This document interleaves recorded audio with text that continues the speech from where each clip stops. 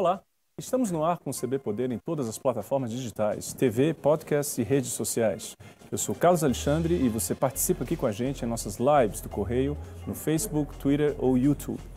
Lembrando que o programa é uma realização do Correio Brasiliense e da TV Brasília. Aqui no estúdio, a gente recebe hoje Augusto Nardes, ministro do Tribunal de Contas da União e coordenador do Fórum Nacional de Controle.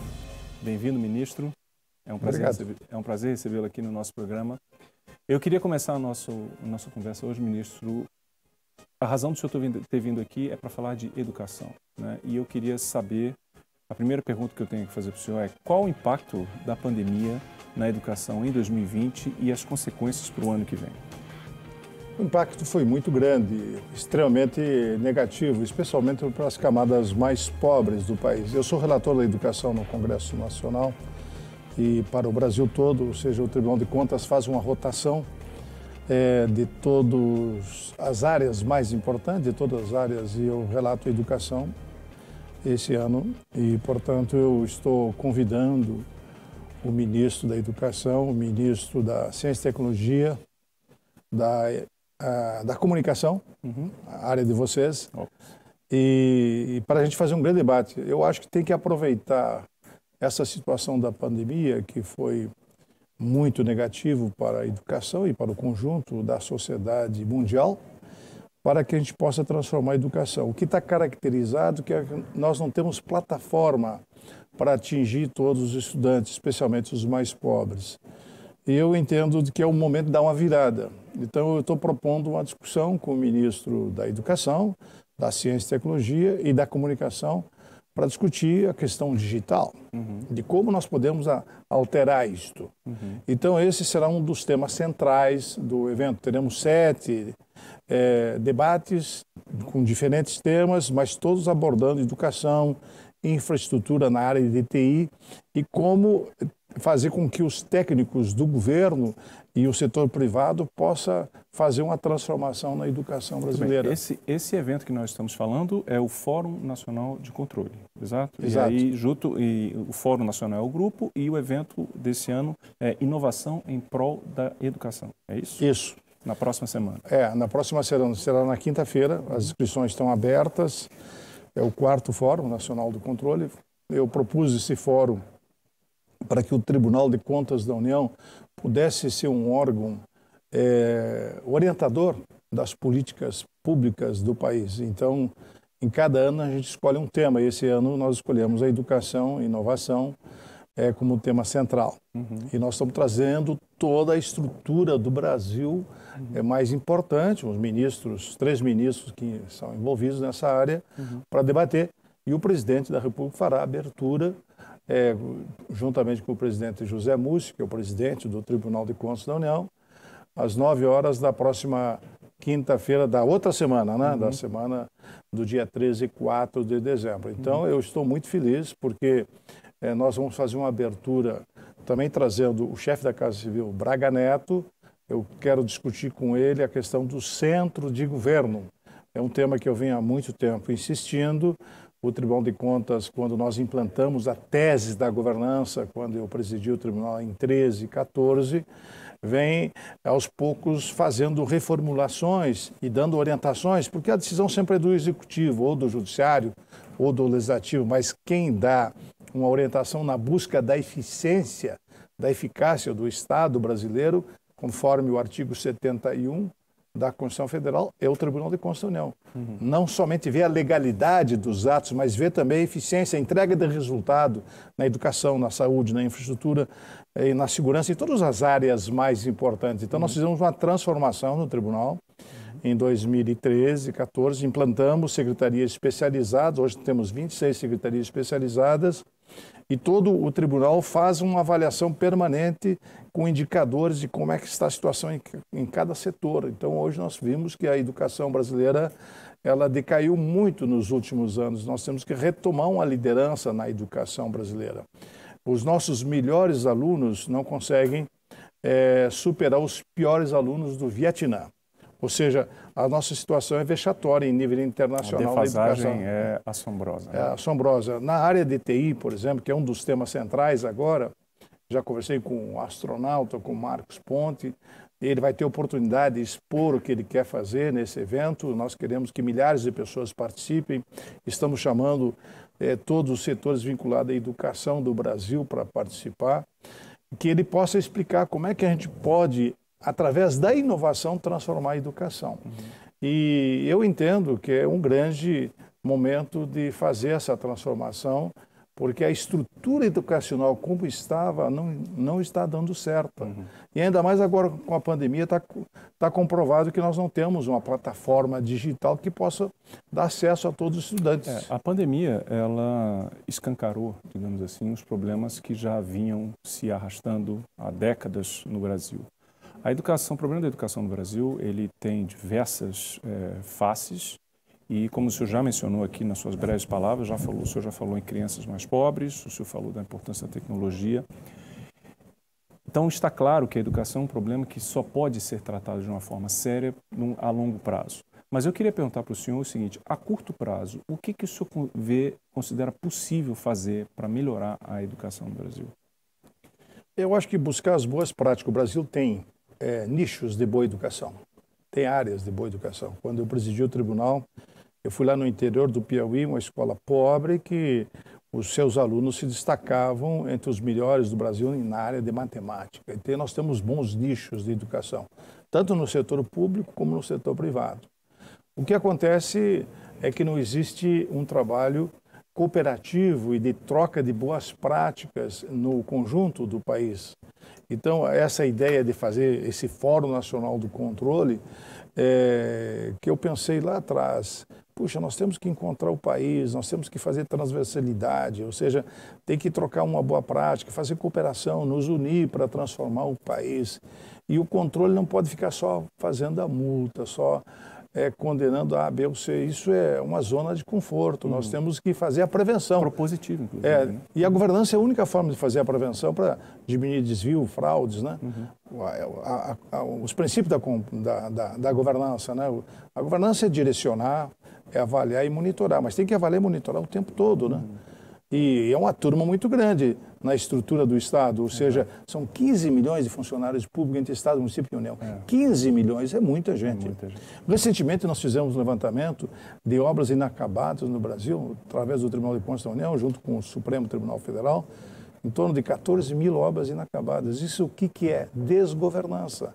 É falta de planejamento, falta de avaliação de risco. Então, o que eu quero, eu publiquei um livro sobre isso, Governança Pública, o Desafio do Brasil, e o que eu quero, como cidadão, é deixar um legado na governança. Aí nós criamos, além do trabalho maravilhoso feito pelos auditores do Tribunal de Contas, que seguiram a nossa sugestão e priorizamos a governança como tema central, e hoje nós temos indicador de todas as instituições.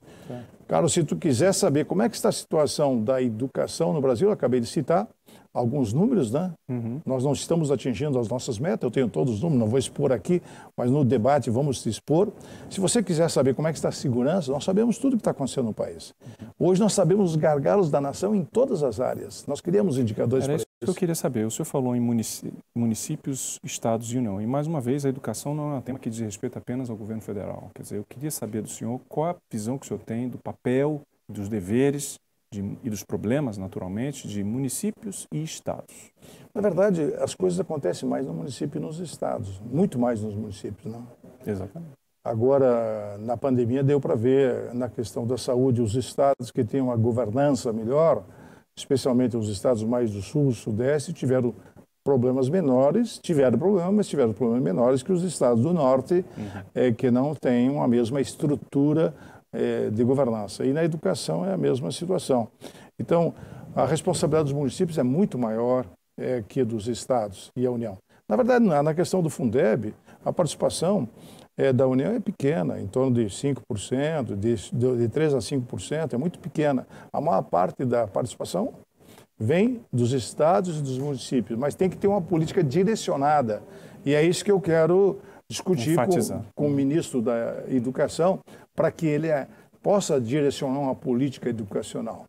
Ele veio até agora se manifestou muito pouco. Até essa semana eu convidei ele. Ministro, vai ser a grande oportunidade do senhor falar para o Brasil todo sobre a questão educacional, o que o senhor deseja fazer. O nosso sonho... Porque o antecessor dele também deixou 1000 problemas, foi o legado dele, na verdade. Os dois anteriores foram muito polêmicos, né? Sem entrar na discussão da competência. Né? Não, já havia problemas anteriores à pandemia. Mas o problema da educação é muito anterior. Claro. Ou seja, a educação no Brasil está totalmente politizada. Eu entendo que nós não podemos politizar a educação. A educação é para formar as pessoas, dar condições de apresentar um cidadão com competência, com capacidade e receber o mercado de trabalho uma pessoa com competência. Eu morei um tempo no Japão. O Japão, quando termina o ensino médio, ele já sai com um curso profissional, pronto, né? Já sai um profissional. Em condições de trabalhar. Em condições de trabalhar. Um jovem com 16, 17 anos já tem uma profissão. Aqui nós não estamos conseguindo. Temos escolas técnicas, mas muito pouco no conjunto do Brasil. Então, nós precisamos fazer uma transformação na educação. A educação é a esperança do Brasil. Então, essa rede Governança Brasil, que a gente criou de forma voluntária, são mais de 200 integrantes que participam da rede Governança Brasil, e estão trabalhando de forma voluntária, uma coisa fantástica. Carlos, eu estou muito feliz. Aliás, te disse há pouco quando cheguei aqui, eu estou muito feliz, porque as pessoas trabalhando de forma voluntária, sem receber nada. Nós temos 14 comitês hoje da educação, da inovação. Em todas as áreas mais importantes do país, nós criamos um grupo de intelectuais, pessoas com mestrado, com doutorado, contribuindo para ajudar o país, estabelecendo projetos de médio e de longo prazo. E no decreto da governança, que nós conseguimos começar lá com o presidente Michel Temer, eu tive uma longa conversa com ele, depois de 8 meses de articulação, isso foi lá em 2016, em 2017, conseguimos implantar um decreto de governança. Então, a governança ela tem que ter transversalidade com os estados e municípios. Então, o que nós estamos fazendo agora? Estamos criando um guia de governança para os municípios. Vão entrar mais de 5.500 prefeitos, né? Sim. O que nós queremos fazer? Que esses prefeitos saibam o que é planejamento estratégico. Que ele tem que pensar o município a médio e a longo prazo. O que ele quer fazer para o município em 2030, em 2031, ou seja... Na verdade, esses prefeitos são os primeiros a serem eleitos após o decreto, né? O decreto de 2017, então, quer dizer, estão sendo apresentados a esse tema. Estão sendo. E aí nós conversamos já com a Confederação Nacional dos Municípios e junto com alguns tribunais de contas do Brasil, nós formatamos um guia para eles entender toda o espírito da governança, porque governança está acima da gestão. Governança é uma visão macro, né? A gestão é executar, é planejar, é agir, é dinamizar. A governança tem que ser essa visão macro de nação. E é aí que entra o ministro da Educação, entra o ministro da Comunicação, entra o ministro da Ciência e Tecnologia para nós focar. Inclusive, eu sou relator de uma matéria, de um acordo que eu fiz com a OCDE lá em 2012, 2013, para implantar a governança no Brasil. Nós fizemos também agora recentemente um acordo para fazer um projeto de integrar na educação brasileira com apoio da OCDE. Então nós estamos trabalhando para mostrar na prática como é que nós podemos, respondendo à tua pergunta, ajudar os estados a entender a educação, os municípios a entender a educação e ter esse trabalho transversal entre Estado, município e União, porque nós temos uma situação difícil no Brasil. A eleição de 2 em 2 anos. A eleição tinha que ser de 4 em 4 anos. O senhor defende, então, a eleição unificada? Eu defendo a unificada, para poder ter planejamento estratégico. O país monta o planejamento estratégico e depois vem os prefeitos sem ter uma integração. Isso é um sinal de incapacidade intelectual. Sem falar na interferência, né? Quer dizer, qualquer governo federal acaba interferindo na dinâmica das eleições municipais, porque está vislumbrando a próxima eleição, quer dizer, acaba que o tempo inteiro há uma interferência da eleição. Né? Não dá uma estabilidade. Exato. Não dá uma estabilidade, não dá uma coesão e não dá uma cooperação. Agora os novos prefeitos vão ter que se adaptar ao novo governo, mas eles vão ter 2 anos, né, para se adaptar, exatamente, porque já poderá ou não mudar o governo. Então, já muda toda a estratégia. Aí você está com um projeto, por isso que tem as obras inacabadas, 14 mil obras inacabadas. De governança, de planejamento. Eu fui parlamentar, quando fui parlamentar, tentei fazer a união das eleições. Agora eu estou fora da política, eu sou magistrado, eu tenho que ficar numa posição mais de ver a legalidade, ver a eficiência, ver a eficácia. Não cabe a mim mais fazer essa parte política, mas com certeza... Não, mas não impede o seu ponto de vista. Claro, o meu ponto de vista é que tem que ter coincidência de eleições, até para a gente poder montar planejamento estratégico. Com o decreto da governança, nós conseguimos uma vitória importante. Até quando eu falei com o Michel Temer, eu disse, olha, o ideal é que nós tivéssemos planejamento estratégico e planejamento do país para 16 anos. Sim. Os árabes estão pensando 50 anos na frente. Eu consegui aprovar 12 anos e convencer o Michel Temer e o Padilha, na época, que era o ministro da Casa Civil. Depois de toda essa articulação de 12 anos. Então, nós podemos pensar o Brasil para 2030 agora, 2031. Aliás, a boa notícia é que essa semana a equipe do Ministério da Economia já me trouxe um projeto do ENDES. O país já começa a ter um projeto para 2031 nos principais pilares da nação, porque os pilares da nação são fundamentais. Senão você, Carlos, você só fica atendendo perfumaria. Exato. E não atinge os pontos principais, cruciais, as prioridades de uma nação. E aí, com planejamento estratégico, você pode pensar qual é a estratégia na energia, qual é a estratégia na educação, qual é a estratégia na infraestrutura. Aonde queremos chegar. Aonde que nós queremos chegar. Então, a gente está conseguindo fazer uma modelagem para implantar a governança em todo o país. Eu estou feliz, trabalhei muito agora nos últimos meses, eu sou relator de uma implantação de política de governança no Brasil. Como a gente começou lá atrás trabalhando com isso e tentando implantar no Brasil em 13, conseguimos implantar no TCU, mudamos 500 auditores de posição, nós conseguimos agora fazer com que o governo do presidente Jair Bolsonaro desse continuidade ao trabalho feito lá com o presidente Michel Temer. E eu estou muito feliz de que as coisas estão começando a encaixar, estão começando a funcionar, a gente pensar o Brasil a médio e longo prazo. Para melhorar o quê? Melhorar a competitividade. Sim. Melhorar a competitividade, nós poderemos entrar na OCDE. Onde o senhor acha que a governança está funcionando melhor? Eu acho que da estrutura do governo atual, o Ministério da Economia é o que mais se organizou, porque ele levou uma parte da equipe que estava com o Michel Temer para o gabinete do Paulo Guedes. É o que está funcionando melhor, no meu ponto de vista, mas vários ministérios melhoraram. A AGU melhorou, vários ministérios. O Toffoli entendeu, fizemos uma exposição para ele, ele começou a implantar a governança, eu acho que o ministro Fux vai dar sequência. Falta ainda o parlamento entender o que é governança. Eu fui parlamentar há muito tempo, a casa é muito dispersa, são 513 deputados, tem parlamentares que entendem, que fazem. Porque tem que cair a ficha no líder. O líder é importante. O prefeito, o governador. Sim. Eu tenho percorrido o Brasil, já percorri o Brasil 3 vezes, levando a tese da governança, falar com o governador, o senhor tem que fazer um decreto, o senhor tem que ter planejamento estratégico, o senhor tem que pensar o seu estado a médio e longo prazo. Como é que o senhor vai entregar ao governo? E até para se proteger, evitar desvio, fraudes, ele tem que ter uma estrutura, as ferramentas de monitorar e avaliar. Aí o controle interno tem que funcionar. Não é difícil de montar. Aliás, eu tentei ajudar muito o governador aqui atual. Ibanez? Ibanez. Ele no início começou a empolgar, depois ele não deu prioridade para a governança. E aí aconteceu o que aconteceu, ou seja, temos algumas dificuldades já no governo.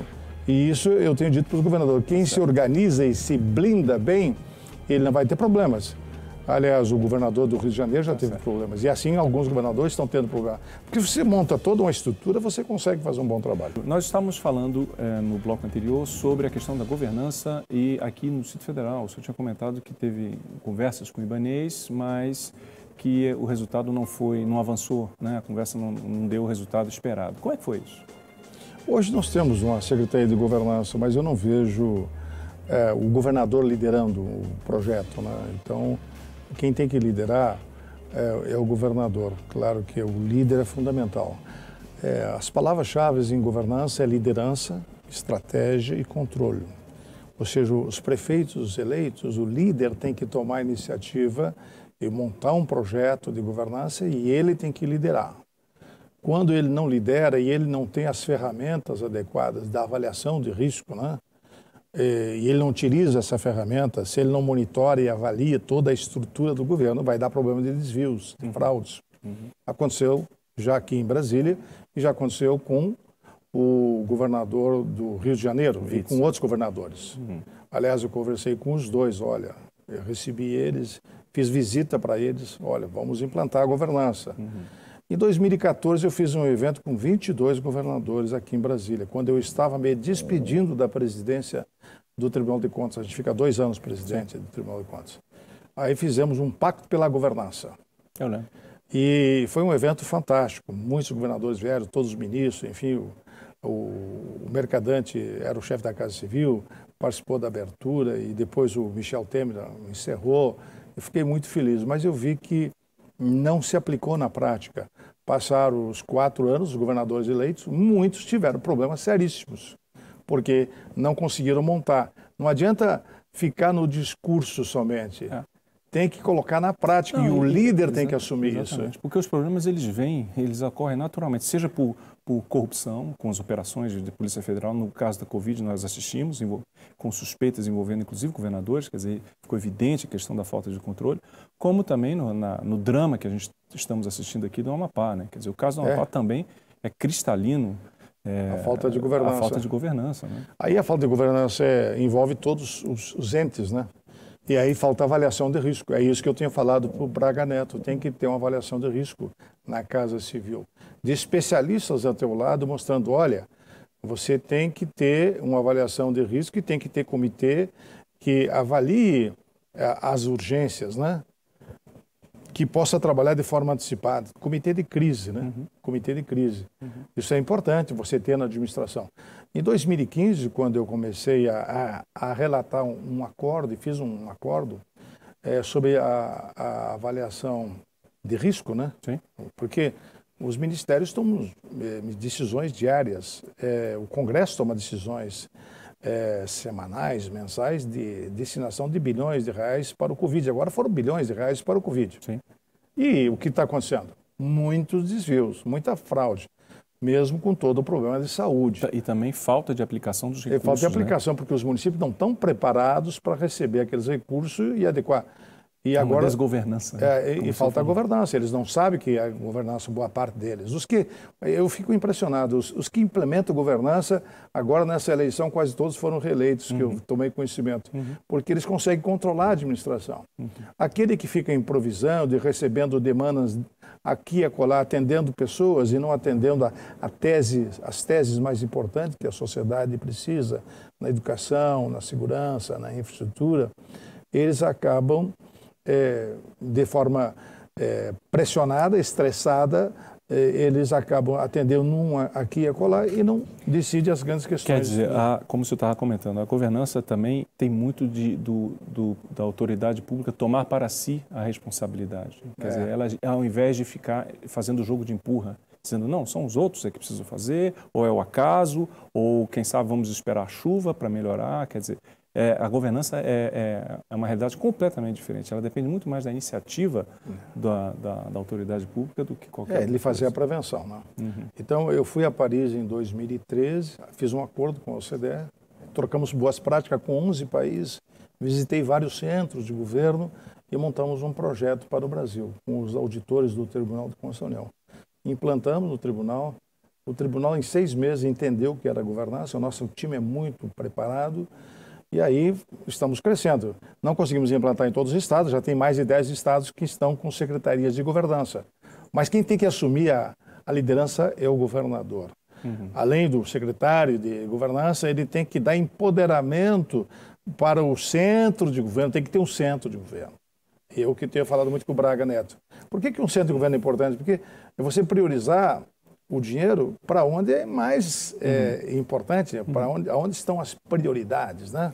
Agora, o senhor falou em diferentes iniciativas que o senhor tomou ao longo dos anos, né? 2012, 2013, quando o senhor era presidente do tribunal, o senhor mencionou agora o acordo com a OCDE, e o senhor falou que tem 10 estados que já estão implementando. Aí eu pergunto ao senhor, por que é tão difícil implementar a governança no Brasil? Porque a cultura brasileira é da improvisação, né? O jeitinho brasileiro. Eu vou resolver aqui, acolá, entendeu? Deixa comigo. Deixa comigo que eu resolvo, né? Deixa comigo, não anota e depois as coisas acontecem. Ele não faz uma reunião com o time, com a equipe, tem que ter reuniões semanais. Tem que ter reuniões, tem que ter o planejamento estratégicos, ou seja, o que eu quero priorizar, porque 4 anos passa muito rápido num governo. 4 anos não significa nada. Se ele não montar antes do planejamento, eu, para poder montar a minha gestão de 13 e 14 no tribunal, comecei a planejar em 2010 e 2011. Quando eu terminei a minha vice-presidência, eu já estava com o meu planejamento estratégico todo montado. Eu tenho formação em administração e fiz uma pós-graduação, mestrado em planejamento estratégico lá na Suíça, nos anos 80. E quando eu pude assumir um cargo de importância, eu já estava com tudo montado na minha cabeça e com todo o meu time já treinado para fazer as mudanças. Isso é governança. E o que falta no Brasil? Os partidos, por exemplo. Os partidos não discutem planejamento estratégico da nação. Uma das razões que eu abandonei a política e fui ser candidato a ministro e fui eleito ministro do tribunal, o meu cargo é eleito, né? Eu não sou dependente de A, B ou C. É porque eu sentia que o Congresso é muito disperso, é difícil você conseguir avançar algumas questões importantes. Eu fui o articulador da Lei do Simples, consegui a securitização, Moder Frota, eu consegui uma série de coisas importantes, mas trabalho mais articulado, correndo sempre pelo um lado de articulação para poder fazer avançar. O Congresso é muito difícil, como está montado no país. Como nós não temos partidos que discutem a estrutura partidária para pensar o país a médio e longo prazo. Os objetivos são muito imediatistas. Né? São todas as coisas imediatas. E com o presidencialismo de coalizão que nós vivíamos, era o interesse do partido, não o interesse da nação. Agora começa a se montar. Nesse aspecto, já houve uma mudança. Se o Bolsonaro deixar esse legado, já é um grande legado no país, de ter planejamento e pensar 2031, como eu recebi essa semana, um projeto já do Endes, um planejamento estratégico para 2031. Já vejo isso como um avanço, né? Então nós temos que transformar isso também para os estados, para os municípios. Eu já fiz palestras para vários governadores, o Paraná está implantando, o governador do Rio Grande do Sul implantou já a governança, Santa Catarina já implantou, o Dória, tive uma longa conversa com ele, ficamos uma manhã toda dialogando para ele implantar a governança. O Dória é um homem que trabalha muito, mas não vi ainda que ele implantou. O Estado do Espírito Santo tem uma boa governança. O Estado de Alagoas implantou a governança, foi reeleito o governador de Alagoas, fez um bom trabalho. Então, a gente vê, eu sei tudo o que está acontecendo no país, porque nós temos indicadores de governança dentro do Tribunal de Contas da União, sobre 4, 5 itens que a gente propôs. Exato. Então, quer dizer, o senhor falou isso no começo da nossa conversa, quer dizer, a governança, ela permite enxergar a qualidade da resposta do poder público em relação ao que acontece. Por causa da pandemia ficou muito claro isso, né? Imagina. Por isso essa discussão que eu vou fazer no Fórum Nacional do Controle sobre educação e inovação. Inovação para transformar a educação. Porque a gente já tem os indicadores e sabemos onde estão os gargalos. Exato. Falando um pouquinho do evento, ele está disponível, as inscrições estão abertas, é isso? Sim, as inscrições estão abertas. No portal do TCU? No portal do TCU. Vai ser um evento online? É online, vai ter certificado. Eu convido as pessoas, eu gostaria, porque vão ter oportunidade de saber o que o ministro da Educação está pensando, o ministro da Inovação. As pessoas vão poder perguntar, participar? Vai sim, através do chat poderão fazer perguntas. Eu vou moderar o primeiro painel com a presença dos ministros, onde que eu vou instigar essa transformação. Claro que a decisão não é minha, a decisão é do gestor. O Tribunal de Contas, ele faz o controle, faz a fiscalização. Quem toma a decisão sempre é o gestor, né? Então, nós temos temas importantes. São 7 painéis? São 7 painéis. Até vou citar os painéis aqui para que vocês saibam. O primeiro, então, é Tecnologia para a Educação, uma visão integrativa do Centro de Governo. O segundo painel, Educação Digital, que é aquilo que eu falei, as plataformas, os desafios e as perspectivas de boas práticas. A gente quer fazer com que os mais pobres do país tenham acesso e que o governo financie. Na verdade, é essa a ideia de todo mundo ter uma plataforma. Eu agora estou para relatar uma coisa que é de grande interesse para vocês que são da comunicação, a questão de protelar ou não a implantação da TV digital. eu devo tomar uma decisão nos próximos dias. É um tema importante isso, a digitalização para todo mundo. Não há dúvida. O outro ponto, o painel 3, a integração dos órgãos de controles no projeto Integrar, que eu sou relator dessa matéria, com a OCDE. Nós estamos fazendo uma integração do controle com a educação para verificar tudo o que está acontecendo. E o painel 4 é infraestrutura e acesso às TICs, ou seja, na área da educação, a TI da educação. Como é que está a infraestrutura? Porque tem muitos municípios que não têm sinal. Exato. E não tem acesso à internet. Não tem internet. Então, eu quero avaliar isso. Essa área eu estou relatando também. Painel 5, soluções inovadoras para a melhoria da educação. Tem boas práticas em várias partes do Brasil. Painel 6, aproveitamento de talentos. O Brasil não aproveita os seus talentos. E nós temos que encorajar os talentos e melhorar os talentos para a melhoria da competitividade da nação. Nós estamos com falha nessa área. E o painel 7, integração entre universidades e empresas na busca de um caminho para a competitividade. Porque governança, tudo, é para quê? Para buscar eficiência, eficácia, dar resultado e melhorar a competitividade da nação. Sim. Se nós formos fazer o acordo de cooperação com a OCDE e passarmos a integrar a OCDE, nós vamos ter que melhorar a nossa competitividade. Aí vem o segundo desafio, que aos poucos eu estou falando para os governadores, que é fazer com que os estados se preparem para a entrada na OCDE. Exato. Porque os municípios vão ter que se preparar. Tem que ser um movimento geral. Geral. Coordenado, então, por isso que eu digo tem que ter transversalidade. Transversalidade no sentido de que a política tem que ter transversal. Por isso que a integração num todo é muito importante para a nação brasileira. Não há dúvida. Ministro, eu agradeço muito a sua presença aqui no nosso programa mais uma vez. O senhor sabe que o senhor é bem-vindo aqui, pode vir sempre. Agradeço muito e desejo boa sorte para o evento na próxima semana, para o fórum e sobre educação. O CB Poder fica por aqui. Muito obrigado pela companhia e até a próxima.